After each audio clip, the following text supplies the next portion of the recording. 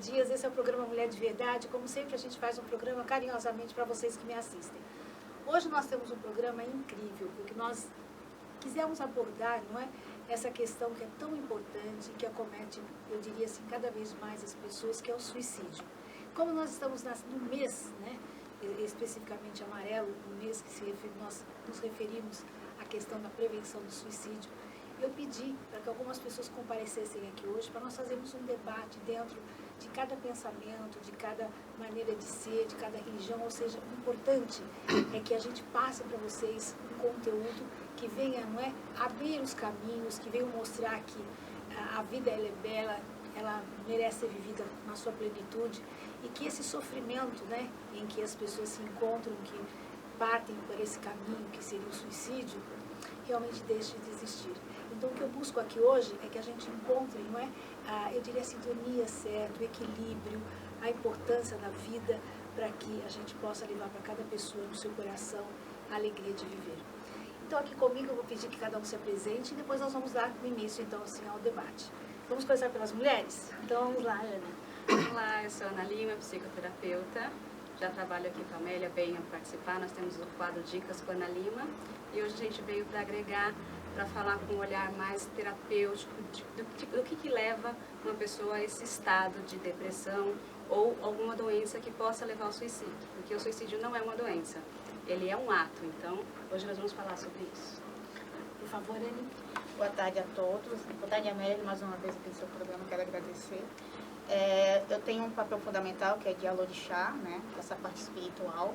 Então, eu sou espírita também, né, trabalho com essa parte espírita, e hoje eu vim agregar, né, eu vim colaborar um pouco aqui com esses pensamentos, que eu sei que vai sair muita coisa boa aqui. Isso aí, obrigada. Diácono? Eu sou o Diácono Bruno, né, sou daqui da Igreja Católica, aqui da Diocese de Guarulhos. Sou formado em Teologia, Filosofia e tenho uma especialização em Logoterapia e Análise Existencial, né, pelo Instituto Geuissen.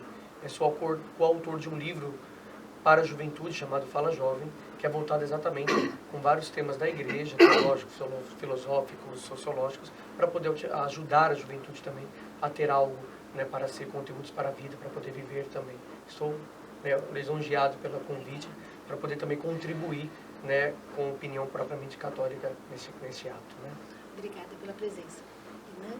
Amélia, a todos, muito obrigado. Meu nome é Hernan Ichigyo, eu sou ministro do Dharma, ou também conhecido como monge budista da Ordem Otani. Sou psicólogo clínico, também trabalho no ambiente hospitalar, cuidando de pacientes que muitas vezes tentam o suicídio, né? E agradeço muito a oportunidade de poder estar aqui com vocês hoje. Obrigada. Mahesh? Meu nome é Maheshwara Chaitanya Dasa, mas meu apelido é Mahesh. Sou sacerdote brahmana do hinduísmo Hare Krishna, do movimento Hare Krishna, né? E é uma alegria, uma honra poder estar aqui compartilhando dessa reflexão de hoje. Eu que agradeço, né? Eu tenho certeza que hoje o programa vai ser bastante produtivo, porque Deus sempre nos abençoa a trazer pessoas maravilhosas e que vão levar um conteúdo, um esclarecimento, eu tenho certeza de grande valia. Bom, como vocês começaram, né, já na apresentação dizer, no caso o suicídio não é uma doença, é um ato. Quem gostaria de iniciar essa questão agora, nesse momento? Falar sobre esse ato, falar um pouquinho. Vamos lá? Vamos lá. Eu acredito que... pode ser. É um ato, né, como disse a minha colega aqui. Né? O que é um ato? Eu acredito muito numa formação, viu, Amélia? Né, para você que está nos assistindo. Uma criança, vamos fazer um exemplo de uma criança, ela nascendo e ela crescendo dentro de um ambiente. Né? Essa formação, preparar essa criança não sobre somente as coisas boas, mas também preparar ela sobre a questão do amargo e do doce. Isso também é um ato espiritual. Né? Porque quando nós, por exemplo, uma criança ela é gerada, tudo é muito bom quando ela está ali dentro. Mas quando ela vem ao mundo, como que ela encara o mundo? Eu acredito muito no começo de tudo. Eu não consigo acreditar que venha no meio. Eu acredito que venha no começo. de um bom lar, né, de uma boa palavra, a formação da família, preparar essa criança para o doce e para o amargo, eu acho extremamente importante. O ato do suicídio tem um culpado. Quem é o culpado? Aí fica a interrogação. O culpado tem alguma coisa, tem um personagem.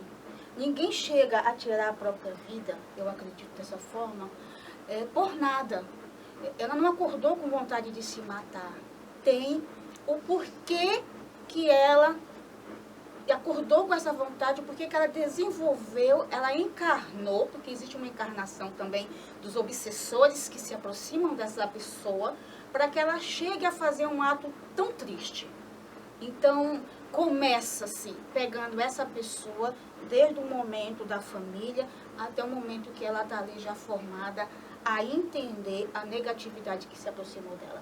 E também, dentro do campo espiritual, o qual eu sigo, nós aprendemos, primeiramente, a deitar no chão para poder ter essa energia de pensamento. Você poder se levantar para poder enxergar o que está acontecendo na sua frente. Você está preparado, porque tem que estar preparado espiritualmente. Porque se você estiver sozinha, não é sozinha só de pessoas, tá? Você tem que estar ligada a uma espiritualidade, seja ela qual for. Ou ela é dentro da católica, ou dentro da evangélica, ou dentro do budismo, enfim. Mas ela tem que estar, vamos dizer assim, fortalecida com essas pessoas, com essa força. E aí, Mahesh? A pessoa chegar a se suicidar, como foi dito, é uma resultante. Né? Ela tem vários vetores que se somam, né, e acaba dando uma resultante. Claro que todos nós temos por missão a busca da felicidade. Então, na verdade, a pessoa até se suicida como uma forma de buscar essa felicidade. Quando a vida material, a vida já não está mais tendo sentido, é tanta tristeza, tanta decepção, que ela, como uma buscadora da felicidade, fala, bom, então já que a vida é só tristeza, talvez a não vida seja a felicidade. Ou pelo menos zerar a tristeza já é alguma felicidade. E nesse raciocínio até mesmo carente de reflexão, simplório, a pessoa parte para um ato desse. Né? E é um ato que acaba respingando em todo mundo, por isso que também é um tabu. As pessoas não gostam muito de falar nisso, porque quando alguém se suicida, é como se ela dissesse, poxa, eu convivi com todos vocês, familiares, pessoas no meu trabalho, e nenhum de vocês conseguiu me fazer ter um alívio na minha existência. E é como se todo fosse, assim, chancelar a nossa incompetência também. Então ninguém gosta de falar disso também nesse sentido. Então eu acho que é um bom começo de reflexão essa daí. Com certeza, e Luciana? Eu acho que acompanhando o raciocínio, existe realmente um grande tabu ainda quando se fala no suicídio. Né? A mídia hoje em dia, quando se fala em suicídio, é sempre em grandes ídolos. E traz sempre essa questão dos ídolos como se fosse, ele não suportou alguma coisa, quando na verdade isso é uma fantasia. Existe uma dor atrás. Todo suicida, ele não quer matar, tirar a própria vida. Ele tem uma dor insuportável. Então não foi nada que ele levantou bandeira ou que ele queria defender nações, como é muito vendido por aí. Então a importância de se analisar aonde está essa dor. Então é do ídolo, é minha dor, é a dor da minha mãe, é a dor dos nossos próximos. Então vamos avaliar quais são as dores. E o suicida, ele sempre dá sinais. Ele não nasceu, ele não acordou. E é só que assim, nós esperamos sinais muito drásticos.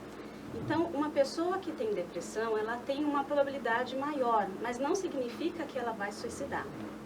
Só que, normalmente, quando eu escuto em consultório, quando eu atendo pessoas enlutadas, que já aconteceu suicida, mas eu esperava, ele continuava sorrindo, ela continuava brincando, a vida estava normal, só às vezes que eu percebia que o olhar estava meio triste. Então, assim, existem vários sinais. Só que a gente fica esperando muito aquele drástico, aquele momento em que a pessoa já não está aguentando mais. Então, por isso que existe essa comoção mundial da prevenção, e as pessoas ainda criticam, porque só o mês de setembro. Eu falo, não é só o mês de setembro. É que esse foi um mês onde a gente conseguiu ganhar um peso maior, mas todos os dias nós precisamos olhar quem está ao nosso lado. E com pequenos sinais. Um dos primeiros sinais que dá é nós temos rotinas, todos nós temos. Quando a pessoa começa a sair da rotina, algo está começando a mudar. Esse é o primeiro sinal que a gente precisa ficar atento. Então, só que a vida é corrida para todo mundo. Lógico. E a gente às vezes acaba não tendo esse olhar humanizado. Precisamos mais humanização nos nossos olhares. E aí, o lado do budismo, eu sei que você também tem um trabalho, né, muito Sim. também no hospital. E aí, o que você traz para nós? Eu tenho uma visão de que o suicídio ele não é somente uma questão individual. Ele é também um adoecimento social, né? Na nossa própria experiência, trabalhando em hospital, há 2 anos a gente tinha um caso de suicídio por mês. E agora a gente está tendo 2, 3 casos por semana. E os casos englobam a população em geral. Você tem desde crianças que já começam a considerar a possibilidade da tentativa de suicídio como a resolução dessa dor interna. E isso está disseminado, né, passando pelos nossos jovens, os adolescentes, homens e mulheres de todas as faixas etárias. Então, é importante que a gente entenda que no viver há um sofrimento. E o budismo ele lida exatamente com esse sofrimento que é inerente ao viver. Ocorre que, para que nós sejamos capazes de suportar esse sofrimento, a nossa sociedade e as muitas criações sociais humanas, inclusive a religião, precisam ser fornecedoras de propósito e de sentido.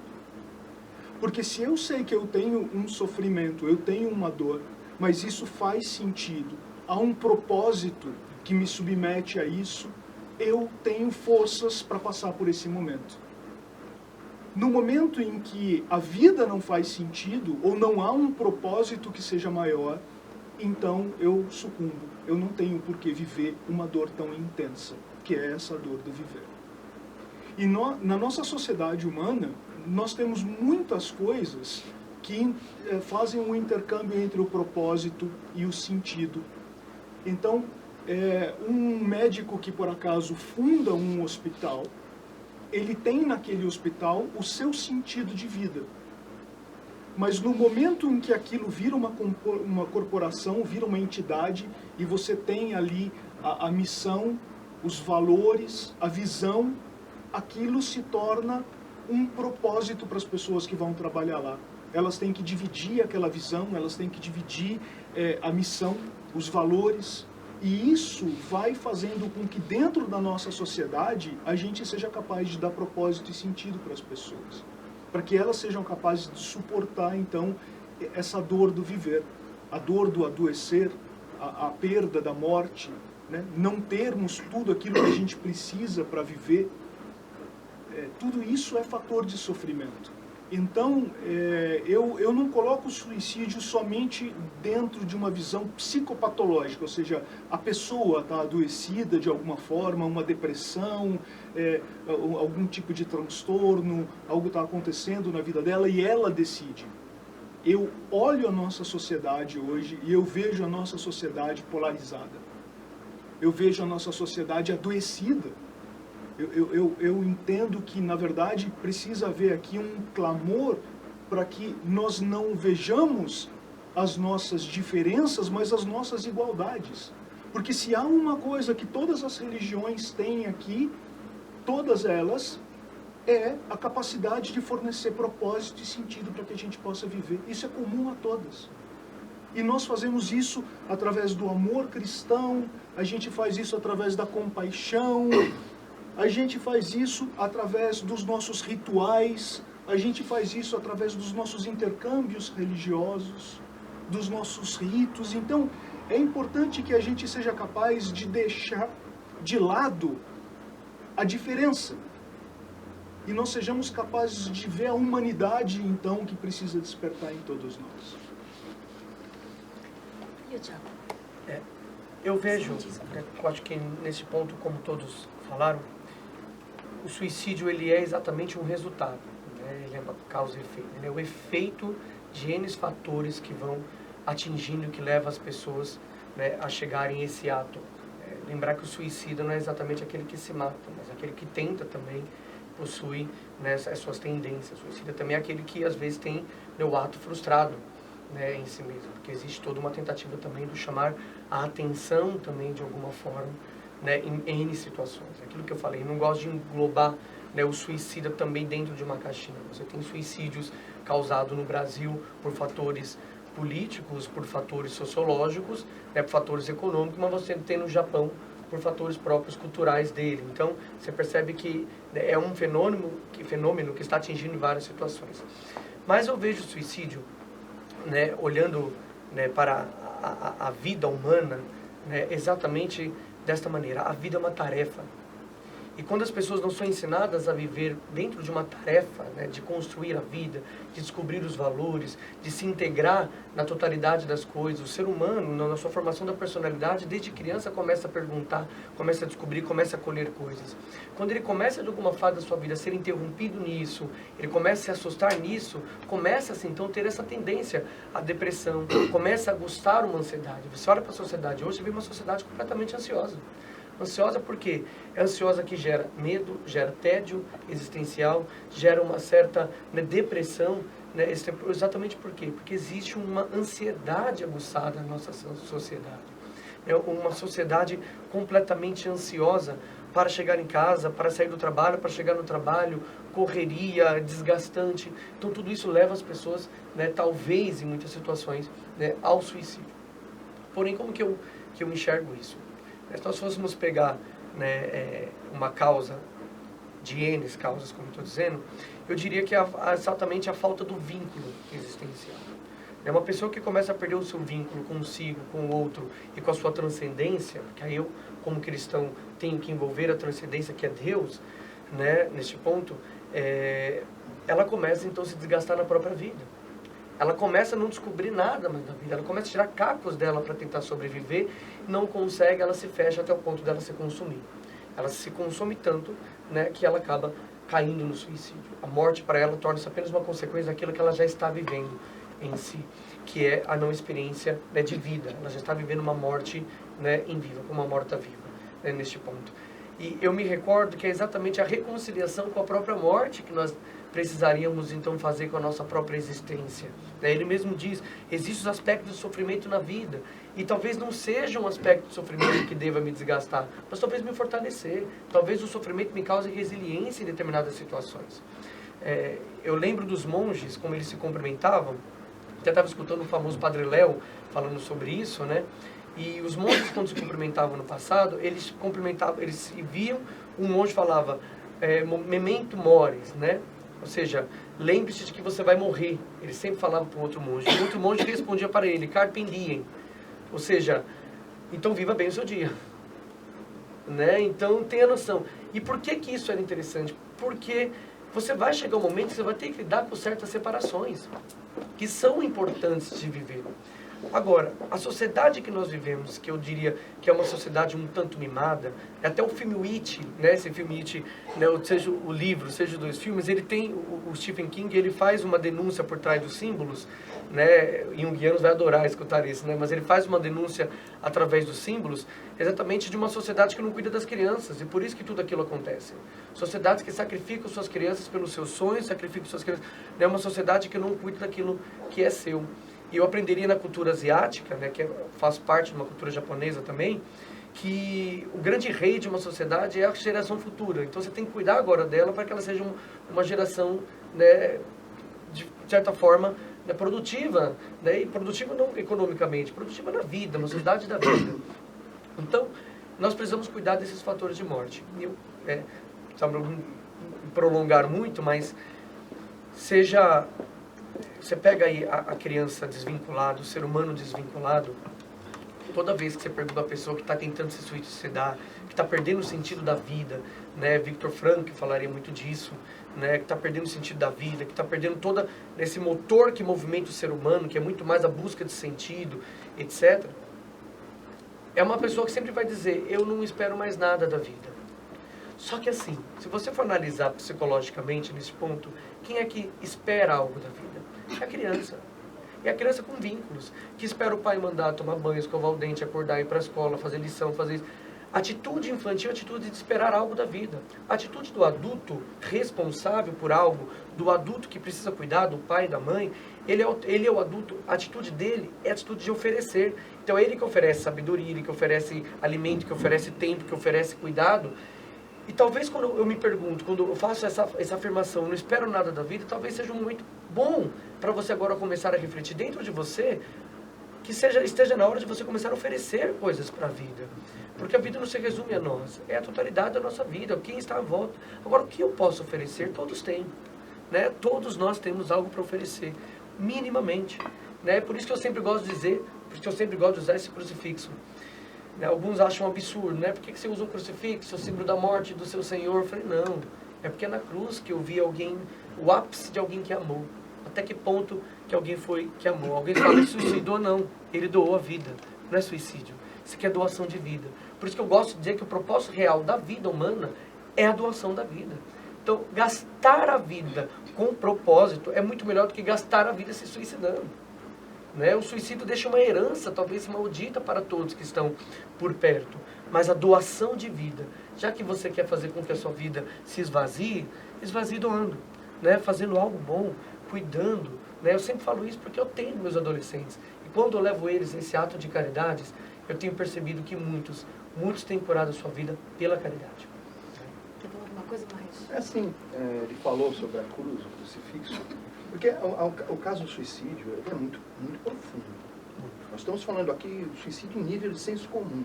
Aquele cara que está revoltado e se mata. Mas ele vai além disso. A pessoa que sabe que vai morrer e vai lá e morre. Tipo Jesus Cristo.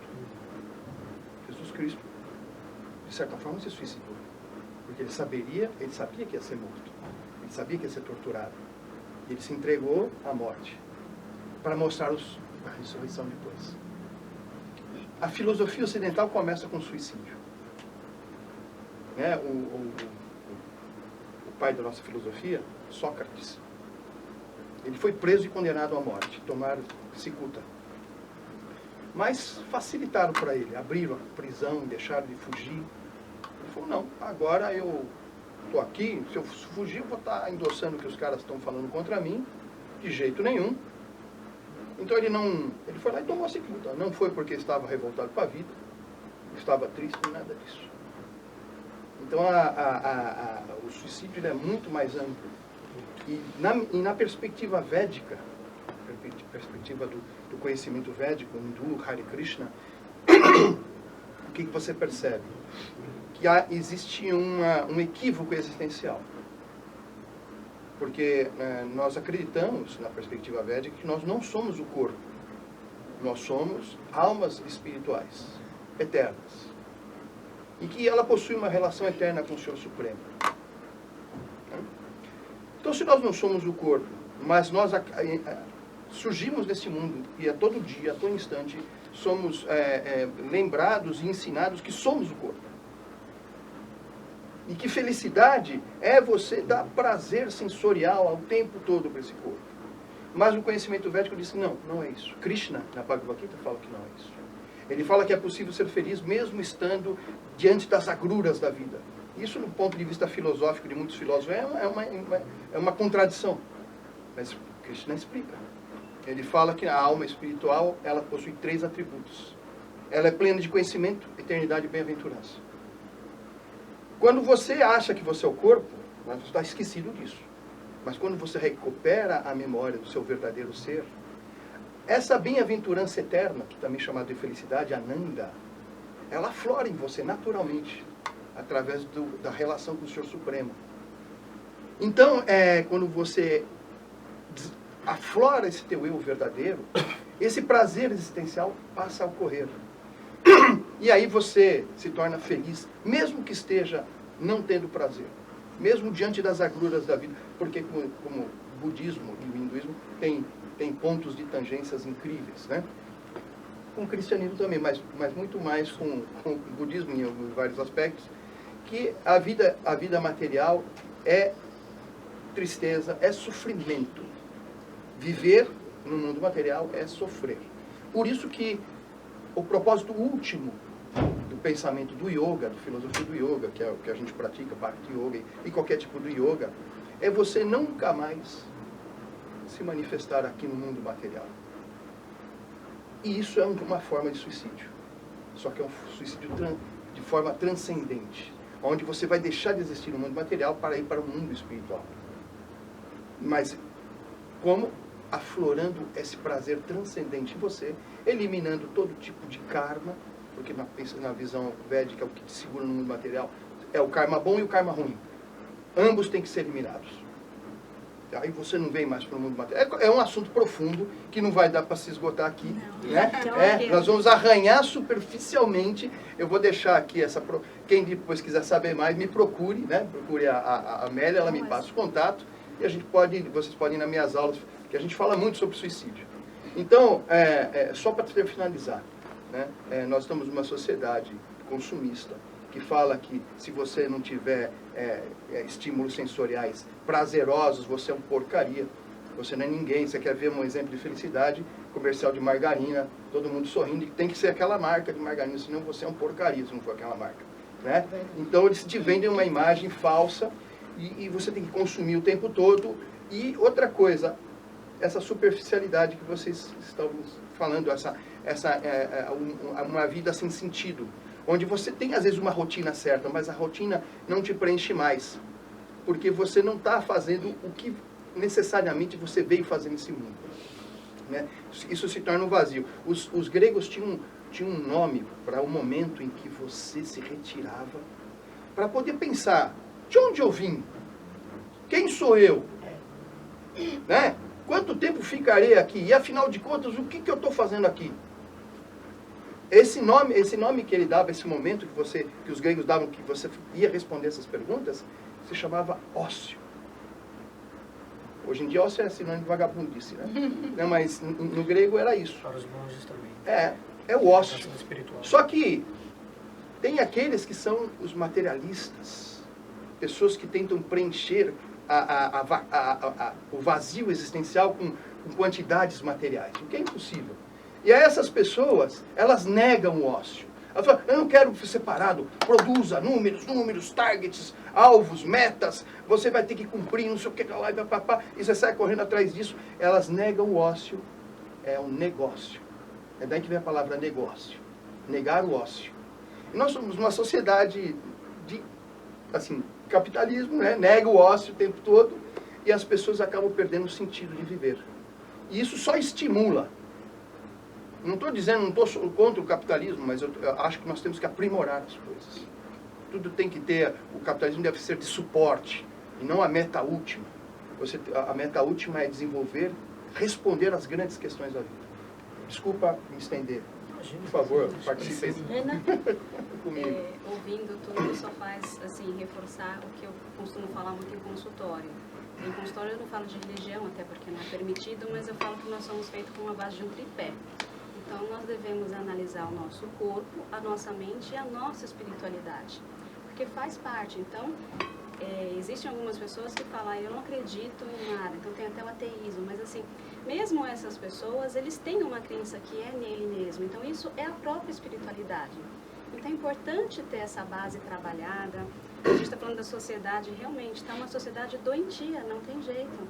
Quando eu não aceito, quando eu não suporto, eu crio vazios, está de uma base, está de um tamanho que já está... O suicídio não está dentro do ser humano, ele já é familiar realmente. A cada suicídio tem uma estatística que fala que 6 pessoas sofrem com isso durante muitos anos.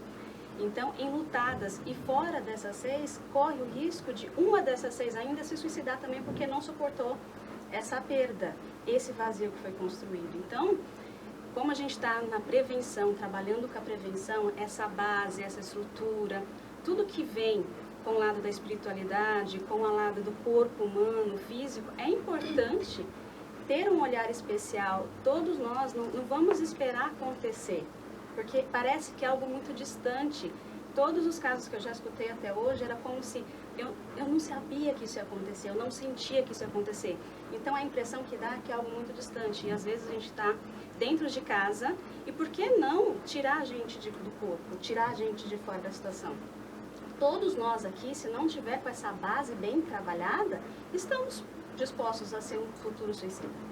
Então, e isso não é falado. É como se é sempre no outro. Eu estou sempre apontando o dedo para o outro. E eu costumo dizer que quando tem um dedo apontado, tem 3 voltados para mim. E se cada um olhasse e ensinasse as nossas crianças, as nossas bases, porque esse vai ser o nosso futuro. Não adianta a gente, é claro que vale, vamos trabalhar com a prevenção, vamos dar sinais, vamos para os consultórios, vamos para as igrejas, para os templos, mas eu acho que o que falta e o que é importante é a gente dar uma olhada, fazer o que a gente vai fazer para esse futuro. Porque se eu não conseguir, se eu já não começar a mudar a comunicação com a filha que eu tenho hoje, eu não sei como vai ser pela manhã. Então vamos começar a cuidar dentro de casa, que se cada um cuidar dentro da sua casa, a gente vai conseguir transformar o mundo.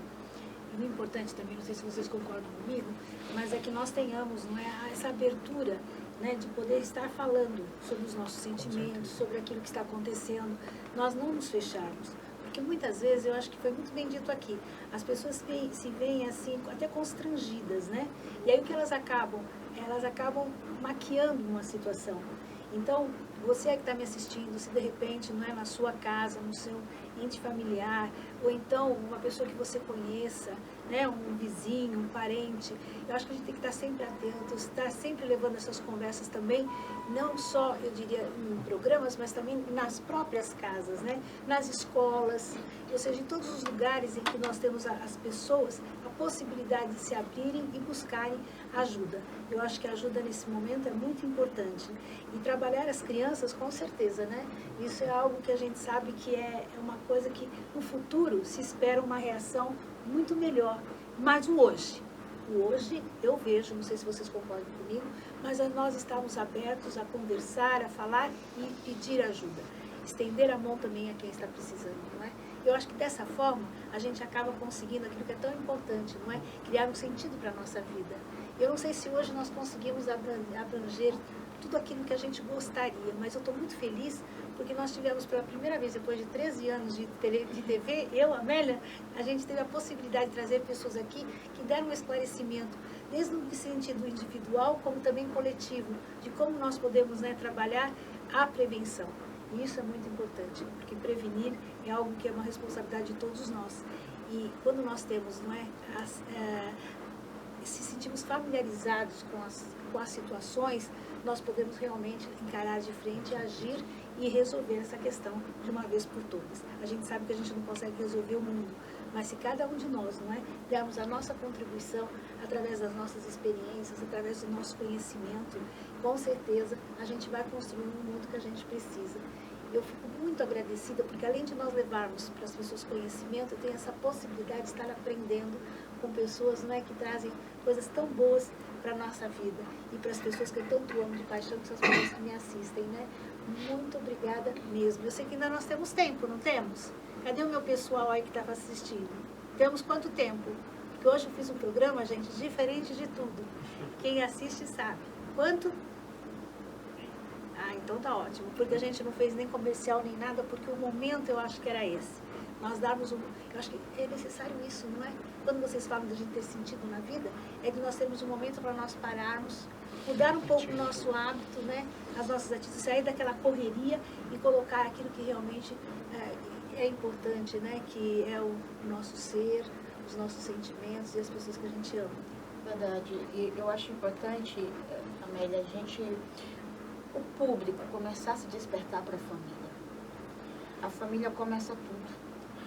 Por quê? Nessa semana, rapidamente falando, teve um noticiário nas redes sociais que teve uma adolescente que foi até um padre se confessar. Eu acho que vocês, não sei se vocês viram esse vídeo. Ela foi até o padre se confessar, depois do confessionário dela, ela saiu para se suicidar. Ou seja, existiu ali uma situação que, será que poderia parar aquilo? Ela não estava fortalecida totalmente, porque não bastou só ela se confessar.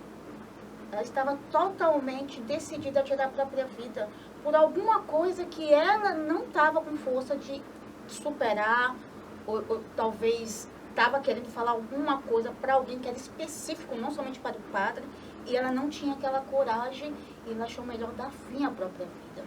Então a família, nesse momento, vamos olhar para dentro de casa, vamos olhar nossos filhos, as nossas crianças, nossos amigos, né? O nosso pai, a nossa mãe, os nossos irmãos. É importante, porque às vezes são tão importantes na vida das pessoas e não sabemos. É nesse momento que eu acho que começa a vivência da vida e lutarmos juntos para que isso não aconteça. A Ana, ela tem um programa comigo já há algum tempo, né? E eu aprendo muito com ela. E uma das vindas dela aqui, ela falou algo que eu achei assim super importante, que eu acolhi para minha vida, de nós nunca desistirmos, né?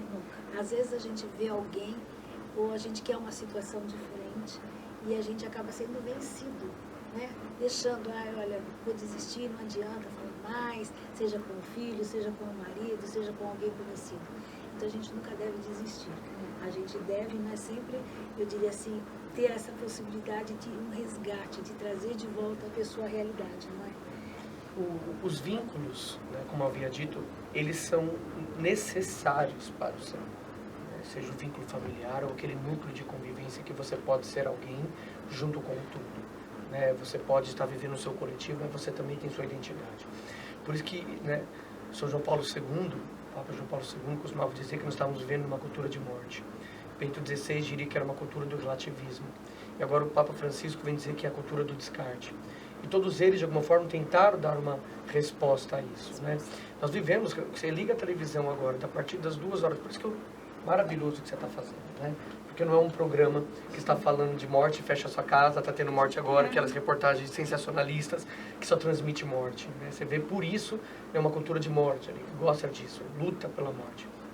Você pega uma sociedade relativista, que tudo começa a se relativizar, as relações, eu nem digo que relações de religião, mas relações de pessoa. Você descarta pessoas pelas diferenças, você descarta pessoas por isso. Isso vai gerando uma cultura ansiosa, aquilo que eu falei, uma cultura depressiva, uma cultura suicida, né? Eu não sou ninguém, a minha própria cultura, meu próprio país, minha própria cidade, minha própria, né, escola, minha própria religião às vezes não me aceita, né? E você pega uma cultura do descarte em que as coisas começam a se descartar. Aí você olha para uma sociedade que luta para que você não nasça, né? Então a pessoa não tem garantia de nascimento, de ser gerado no ventre. Depois você pega uma cultura da pessoa poder morrer ou ser assassinada quando ela está envelhecendo. Você pega uma cultura que a pessoa não tem vínculo familiar, uma cultura de quebra de identidade humana. A pessoa não sabe para que ela vem, para que ela existe. Eu não tenho identidade, eu não tenho isso, aquilo, como que eu me funciono nesse mundo. Então ela começa, como eu gosto de dizer, é um dos fatores, né, do qual nós temos que, né, começar a entender. Então eu gosto de dizer que os vínculos são uma forma de prevenção ao suicídio. Por que eu gosto, por exemplo, da liturgia? Os rituais religiosos servem para isso também, e eu digo especialmente por vivenciar das liturgias, né, principalmente cristã, mas no caso também poderia dizer das liturgias dos rituais religiosos, porque ela gera não só um vínculo comunitário, mas um vínculo de transcendência da pessoa. Ela está naquele ambiente que gera vínculos entre ela, né? Vínculos de amizade, vínculos, né? Tudo isso funciona para ajudar a pessoa, mas quando ela se sente pertencente, né? Quando ela está pertencendo. Então, eu acho que neste ponto, nós temos que aprender a divulgar mais exatamente o que move os vínculos a acontecer, né? Eu fico pensando, a atitude da irmã Dulce, né? Madre Dulce, né? Beata Dulce dos pobres aqui da Bahia. Foi pedir dinheiro para os pobres, o homem vai lá e coça na mão dela. Ela diz, esse aqui é para mim. Ela guarda a mão e dá outra. Agora me dá o dinheiro dos pobres. Ou seja, uma mulher para receber uma humilhação dessa, mas continuar nessa luta para poder beneficiar o outro, você já demonstra que ela tem um senso de vínculo, de cuidado. Quantas daquelas pessoas não se sentem hoje, né, obrigadas moralmente a repetir o ato da irmã Dulce porque foram tocados por um ato de caridade e de doação de vida? Então, o vínculo de vida, né, o vínculo, né, de convivência, o vínculo de opiniões, muitas vezes, pode me levar exatamente ao esvaziamento de muitos conceitos que temos para doar a vida para o ser humano. Eu costumo dizer isso, né, o cristianismo tem dogmas, eu sigo cada um dos dogmas ferrenhamente, defendo cada um dos meus dogmas ferrenhamente. Mas, acima de tudo isso, eu gosto do direito canônico porque ele diz isso, né? Ele tem 2000 e poucos, né, cânones, mas o último ele diz, mas a salvação da vida humana, da alma, é a lei suprema. Ou seja, então tudo aquilo que nós formos fazer na igreja, né, nas religiões, na cultura filosófica, psicológica, teológica, mente falando, tudo aquilo que eu vou fazer, na sua opinião, temos que ser responsáveis. Responsáveis pela vida do outro, responsáveis no amor. Por isso que eu digo, o amor gera vínculos. Né? Nós precisamos criar aqui correntes do bem. Ele dá valor. Exato. Ele valoriza. Né? Precisa. Eu gosto de dizer, não é discordando, mas é complementando, talvez, né, com outro viés. Nós temos na igreja aquilo que nós chamamos de teologia do corpo, né, que você diz, nós não somos o corpo, né. Isso é claro que é a filosofia propriamente brahmana, né, hinduísta. Na religião católica, o corpo de alguma forma expressa a alma, né. Então nós temos que vincular a virtude, vincular o bem, vincular o amor, vincular a caridade, para fazer com que o corpo também expresse, né, as bem-aventuranças da alma. Você tem que colocar o corpo no lugar certo. Exato, né? Exato. Não é excluído. Exatamente, que é exatamente como Tomás, né? A própria psicologia tomista iria dizer isso, né? Ela diria que a função, né, do psicólogo, a função do aconselhador, a função do diretor espiritual é exatamente fazer com que a alma né, bem trabalhada, ordenada, como ele diria na própria termo tomista, a alma ordenada para aquilo que é o fim último, para o bem, para o belo, para o amor, para a caridade, ela faz com que o corpo expresse isso, porque não tem como, né, de alguma forma, a alma materializada, né, ela simplesmente não usar o seu corpo. E aqui esteja a grande questão, porque as pessoas estão fazendo a dicotomia entre uma coisa e outra, sendo que uma coisa e outra estão em extrema comunhão. Nós precisamos disso, ao sofrimento que atinge o nosso corpo. Como trabalhar isso? Né? Talvez no amor, talvez no cuidado, né? Talvez no abraço. O abraço, gente, o abraço é tão simbólico, né? O olhar é tão simbólico, o acolhimento é tão simbólico, e tudo isso são expressões do corpo. Né? Estatisticamente, existe menos suicídio em pessoas que são casadas e pessoas que têm filhos. Isso é verdade. Justamente por causa da volta do vínculo. O amor sempre, ele agrega valor, ele dá dignidade. Né? O amor material, pai, mãe, filho, isso dignifica.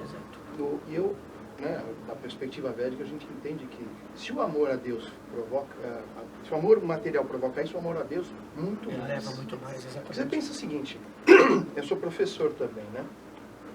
Você pega aquele aluno que cospe no caderno do outro, rasga a página, rouba o diário de classe do professor, xinga todo mundo e tal.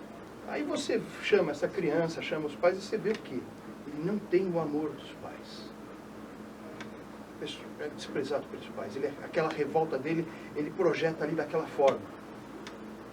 Agora você pega o contrário, pega aquela criança que ajuda o amiguinho. Aquela criança está sempre querendo ajudar o professor. A criança está sempre de bem. Você vai ver, em geral, ela tem um amor dos pais. E eu digo que com a gente não é diferente. Quando a nossa relação com o Supremo, o Sagrado, que no meu caso eu chamo de Deus, e Krishna, o seu Supremo, se nós não temos ele bem, nós estamos no mundo mal, revoltados, não sabemos para que estamos aqui, perdidaços, fazendo problemas. Mas quando começamos a resolver essa relação de amor com Deus, de amar a Deus e ser amado por Deus, essa troca de doçuras traz uma paz e satisfação interior. E que, claro, você transborda isso, vai além da tua borda, transborda. E você passa na tua vivência isso. Então o amor é sempre dignificante. É a própria parábola do Pai das Misericórdias, né? Eu pregava domingo, né, na homilia. O filho mais novo perdeu tudo, né? Ele gastou tudo, né? Mas ele não perdeu o amor do pai. Ele não perdeu o vínculo do amor do pai. Ele sabia que ele podia voltar para casa. E o pai não jogou na cara, né, nada do que ele gastou, nada do que ele perdeu. Pelo contrário, fez uma festa de acolhimento. Então, o amor tocado, né? O pai, eu gosto do que ele se utiliza, né? Ele vai ao encontro do filho, ele beija o filho, ele abraça o filho, ele coloca uma roupa no filho, uma aliança no filho, uma sandália no filho. Ou seja, ele dignifica o filho. Ele ama o filho. E ele traz para dentro de casa como uma festa. Talvez hoje, né, o pessoal que nos assiste, cada um de nós, que sejamos apenas, né, esquecendo essas duas coisas. Nós temos que aprender a dignificar o outro, né, a humanizar o outro naquilo que ele tem de melhor. E fazendo isso, acolhendo, talvez com um bom abraço. Talvez falta isso, né, um bom sorriso, um bom abraço. O Papa Francisco, nesse ponto, né, ele tem dito muito isso. Gente, alegria no rosto. Não evangelize, né? Não fale do amor com cara feia, com tristeza. Ao contrário, né? Sorri um pouco, abraça um pouco. É tão simples. A gente espera do Papa, às vezes, um tratado teológico, mas ele fala, não, toca, ama, faz um carinho. Estou fazendo um contraponto aqui, mas esse sorriso tem que ser verdadeiro. Exato, exato. Porque se ele não for verdadeiro, ele não faz nada. Não, ele não faz nada. Ele não compromete. Com toda certeza ele não faz nada. Quando ele é sincero, porque há a necessidade da transformação interior. Exato. Se não houvesse transformação, esse sorriso vai ser falso, não vai contaminar ninguém. Esse sorriso amarelo. Exato. Agora, quando você ama de verdade, você sorri de verdade. isso é o transbordar. Exatamente. É o transbordar e a transformação transborda a partir do interno para o externo. Exato. E o Hernani, quer colocar mais alguma coisa? Eu acho que é importante a gente finalizar falando como é importante a gente escutar. A palavra escuta, ela vai além da palavra ouvir. Ouvir, quem não é surdo ouve. Mas escutar exige um ato de amor, exige um ato de compaixão. Então, é muito importante que em casa, o filho está tendo um problema, a filha tendo um problema, escuta. Escuta com o coração, não escuta com os ouvidos. Deixa o seu coração ser tocado. Tenta entender o que é que está acontecendo e busca auxílio. Tem o telefone 188 que vocês sempre podem recorrer em qualquer tipo de problema. O serviço da Unidade Básica de Saúde, os CAPs, os NAPs. Tem toda uma rede de apoio psicossocial que é oferecida pelo governo. Tem as igrejas, tem os templos budistas, tem os mosteiros. Ou seja, busque ajuda, né? Se você percebe que pelo seu próprio poder você não está conseguindo resolver o problema, busque o outro poder. Isso é muito importante. Mais alguma coisa, Anne? Eu acredito que nós viemos aqui ao mundo para ser feliz. E se falta alguma coisa em você, começa a trabalhar para melhorar isso. Eu tenho certeza que tudo tem um começo, um meio e uma continuidade, não tem um fim. Verdade? Amélia, já tinha preparado para falar e você me falou a palavra que eu já vinha em mente, eu vou falar. Não desista da sua vida, por mais difícil que esteja, por mais duro que esteja parecendo, esse momento pode parecer insuportável, mas há solução. Você não busca a morte, você busca tirar essa dor. E existem profissionais que podem te ajudar. E existem dentro da sua casa, próximo a você. Se você veio ao mundo é porque você veio fruto de um amor. Então, é muito provável que você tenha do seu lado. E se você não estiver tendo isso, aqui na nossa região, a Amélia sabe disso, eu me coloco à disposição para te ouvir. Posso deixar o telefone, Amélia? Pode. Então, é o 011 6267 6080. Então, você pode falar direto comigo. Então, é claro, existe uma necessidade imediata da fala. Então, às vezes eu estou em consultório, mas sempre que possível eu retorno. Então, assim, você não está sozinho, então não desista da sua vida. Quer deixar um contato, Anne? Anne do Acarajé, as redes sociais, Anne Estrela também, né, como apresentadora. E eu tô lá por qualquer coisa, viu, gente? Pode me chamar lá. Eu queria deixar então a mensagem coragem para vocês, né? Tenham coragem, né? Como já foi dito, não desista da vida, né? Nosso caminho é para a vida, nós somos frutos do Deus que é vida e nós então existimos para viver. Então acredite, né? Nosso Senhor venceu a cruz pelo amor e ressuscitou para o amor. Nós podemos segurar nossas cruzes, nos unindo à cruz de Cristo, sabendo que depois dela, né, vem a ressurreição. Como um diácono, como um diretor espiritual de muitas vidas, eu digo para vocês, tenham fé, não desista dela, né, acredite na vida, ela sempre arruma um jeito de vencer a morte. Nós somos, né, a religião da vida e protegemos ela e defendemos e promovemos ela de todas as formas. E se vocês quiserem também, né, um contato para poder conversar na direção, quiser nos procurar para ajuda, eu estou lá na paróquia de Santo Antônio do Pimentas, toda quinta-feira à tarde, a partir das 3 horas até 7h30 da noite, nós temos atividades, que é a hora da misericórdia, né, tarde da misericórdia. Então lá nós estamos fazendo direção espiritual, atendendo confissão, rezando, né, orando por você, te escutando, para te ajudar. E todo sábado de manhã, né, das 9 da manhã até meio-dia, nós também temos nosso atendimento. Então, a paróquia Santo Antônio dos Pimentas, na Avenida José Miguel Áquio. Nós estamos na Avenida do Cursino, 753, Lá é a matriz, o templo central do budismo Shin, da missão sul-americana da Ordem Otani. Todos os domingos, às 10h30 da manhã, nós temos um rito em português e estamos à disposição de todos para recebê-los, falar um pouco sobre a vida e tomar um chá, celebrar o momento da gente estar junto, né? E muito obrigado a todos, a todas, pela oportunidade de estar aqui com vocês. Bom, eu tenho a dizer que,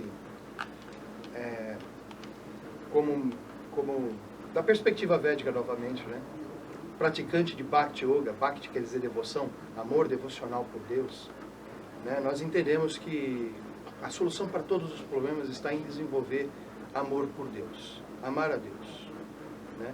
E todo e qualquer processo que te avance nesse sentido vai te ajudar, vai te trazendo um grande propósito. E isso, como eu falei, vai transbordar. Você vai amar mais a tua família, suas coisas vão ter mais significado por causa desse estreitamento de relações com o Senhor Supremo, né, com Deus. E eu deixo aqui o convite também para quem quiser conhecer a nossa sede aqui em São Paulo, né? Aqui é Guarulhos, né? A nossa sede fica em São Paulo, no finalzinho da Avenida Paulista, Rua Itápolis, número 1531, Centro Hare Krishna de Bhakti Yoga de São Paulo. A terceira quarta-feira de todo mês eu dou uma aula especial de conteúdos filosóficos que tratam desses assuntos assim, entendeu? Vocês estão convidados, é de graça, e todo domingo tem o Festival Hare Krishna, onde a gente tem aulas de filosofia, cânticos e tudo mais lá. Todos estão convidados e é tudo de graça. Muito obrigada. Eu só tenho que agradecer a todos vocês. Muito obrigada. Gratidão mesmo, viu? Muito obrigada mesmo.